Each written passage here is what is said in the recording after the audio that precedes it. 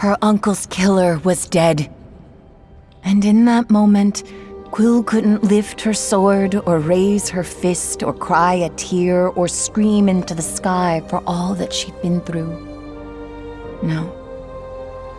She'd given everything. But it wasn't over. All at once, forged soldiers began pouring into the tower, their eyes fixated on their master's killer. Only Quill had nothing left, and even her reader couldn't give her the strength to fight.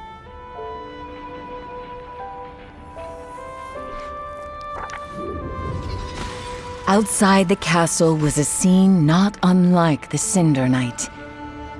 But Saheema was no child this time, and her years fighting to survive had afforded Quill enough time to defeat Tylin. Still, she was surrounded.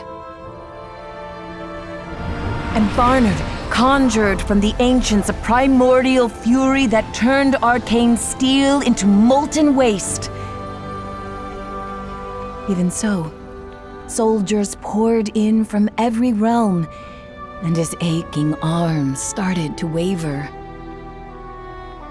But something in the distance caught their eyes.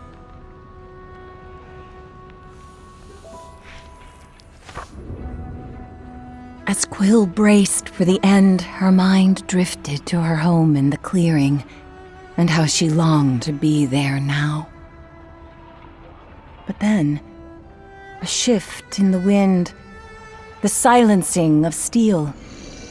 Quill looked up and saw her savior.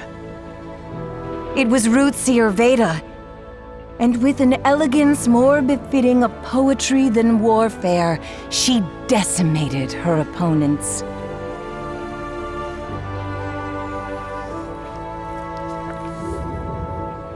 And while Veda and the sprites vanquished the last of the arcane, Quill mustered the strength to stand. Then, with nothing more than the clasp of her small hands, this young mouse from the clearing held all 5 glass.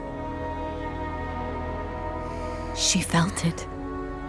Power born from creation itself.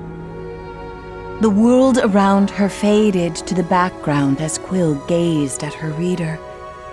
Towering against the swirling chaos of the open sky, they looked ethereal, godlike. And she had to let go.